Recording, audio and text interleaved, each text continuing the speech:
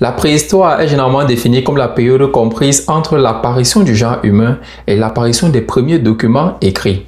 De façon plus précise, la préhistoire commence avec l'apparition des premiers ancêtres de l'homme en Afrique il y a au moins 3 millions d'années et elle s'achève avec la découverte de l'écriture en Mésopotamie 3500 ans avant Jésus-Christ. Dans cette vidéo, nous parlerons essentiellement de la préhistoire. Alors, je t'invite de rester jusqu'à la fin pour découvrir pas à pas l'évolution de l'espèce humaine.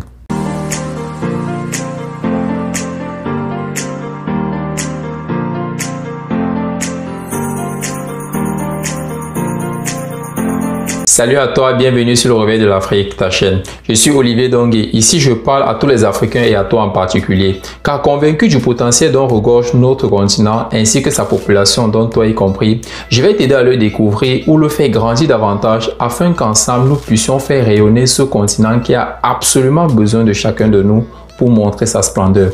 Pour ce faire, je vais te demander deux choses. La première, c'est de t'abonner à la chaîne, d'activer la cloche de notification pour recevoir en priorité nos futures vidéos. Et la seconde, c'est d'aller dans la barre de description, télécharger notre petit livret intitulé « Les 7 raisons de croire au réveil de l'Afrique ». C'est un petit livret très riche qui se lit assez rapidement afin de te donner un avant-goût de ce potentiel.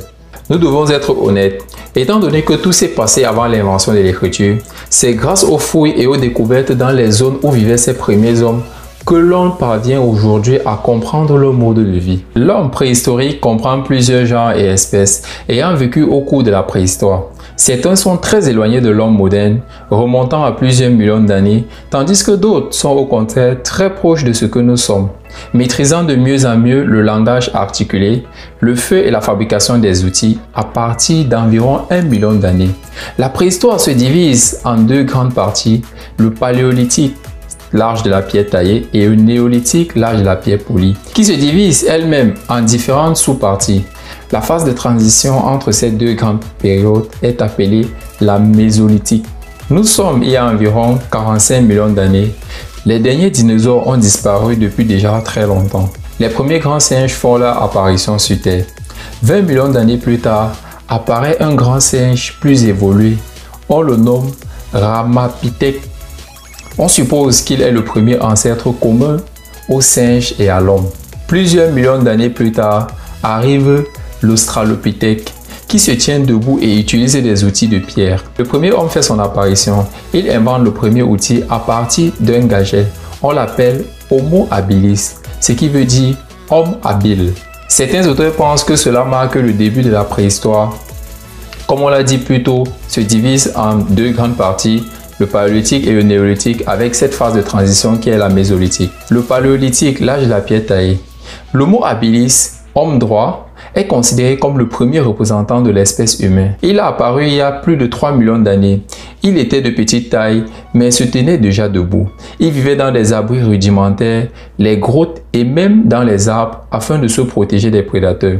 Et se nourrissait essentiellement de racines, de bières sauvages, d'insectes et de coquillages. Il pratiquait dans la cueillette. Nous devons noter qu'ils mangeaient leur nourriture toute crue et qu'ils cachaient leurs parties intimes avec des feuilles d'arbres. L'Homo habilis fut le premier à se servir d'outils, notamment des pierres taillées, dont il se servait pour dépercer les cadavres d'animaux. C'est pourquoi la période où il vécut se nomme le paléolithique, dans l'âge de la pierre taillée. Il y a 10 000 ans, débute le néolithique, dans l'âge de la pierre polie. Les hommes commencent alors à développer l'élevage et l'agriculture. Ils se sédentarisent et habitent dans des villages. L'amélioration des outils, l'invention du tissage, de la poterie ou de la roue permettent le développement des premières grandes civilisations, notamment au Moyen-Orient. L'invention de l'écriture il y a 3500 ans met fin à la préhistoire et l'histoire commence. La phase de transition entre ces deux grandes périodes est appelée le mésolithique. Il y a 1 million d'années, l'Homo erectus, c'est-à-dire l'homme debout, apparaît. L'Homo erectus est l'inventeur du biface, un silex taillé sur les deux faces qui lui sert d'outil. Les 500 ans, l'Homo erectus découvre le feu en frottant deux morceaux de bois et en frappant un silex. L'Homo erectus est un grand voyageur. On retrouve ses traces en Afrique, en Europe et en Asie. Il taille des silex de façon plus précise et se sert d'outils de plus en plus perfectionnés. Le feu va permettre aux premiers hommes d'éloigner des prédateurs, de durcir le bois des lances, de cuire la viande et ainsi de la rendre plus digeste, de se réchauffer mais aussi de veiller plus longtemps en profitant d'un éclairage artificiel. L'habitat de l'Homo erectus va également évoluer. Il commence à vivre à proximité des lacs ou des rivières, dans des huttes faites de branches ou d'ossements d'animaux recouverts de peau. La découverte des lances et des propulseurs lui permet de chasser des animaux plus gros comme le mammouth. Il construit des huttes en peau de bête. Successeur de l'Homo erectus, l'Homo sapiens, l'homme qui pense, est apparu il y a environ 100 000 ans. Le plus ancien est l'homme de Néandertal, du nom d'une petite vallée de Rhénanie en Allemagne, où il fut découvert pour la première fois. Il utilise le silex avec plus d'habileté en se servant des éclats détachés pour en faire des pointes et des racloirs. Il est ainsi le premier être humain à enterrer ses morts de manière rituelle. Vers 35 000 avant Jésus-Christ, un autre type d'Homo sapiens apparaît, l'homme de Cro-Magnon. Il représente le dernier stade de l'évolution humaine et il est notre ancêtre direct. Nous sommes du moins conscients que la préhistoire a toujours suscité beaucoup de questions. Nous avons choisi pour vous de répondre à plusieurs des questions qui reviennent le plus souvent. C'est-à-dire, on demande généralement si les hommes préhistoriques ont-ils vu des dinosaures. La réponse est évidemment, comme vous l'avez compris plus haut, c'est non. Ils ne vivaient tout simplement pas dans la même époque.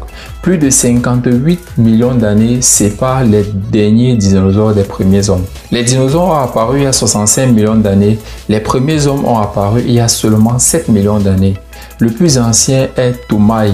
On se demande généralement si l'homme est descendant du singe. Et la réponse est effectivement c'est non.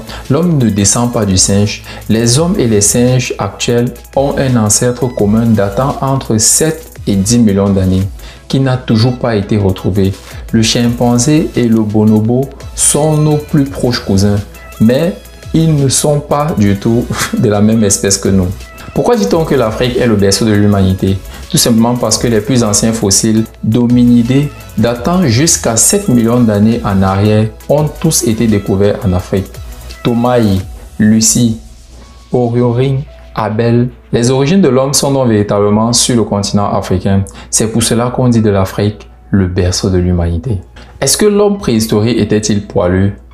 Nos plus lointains ancêtres, Toumaï, étaient couverts de poils. Mais au fur et à mesure que les hominidés se sont déplacés et ont évolué, ils ont eu de moins en moins de poils. Les poils ne sont utilisés que sous certains climats et selon l'activité physique de l'individu. Quelle langue parlaient les hommes préhistoriques? Nos ancêtres ne parlaient pas une langue spécifique. On estime que les premières tentatives de langage ont dû se produire il y a 2 millions d'années. Au début, quelques dizaines de mots devaient suffire pour communiquer.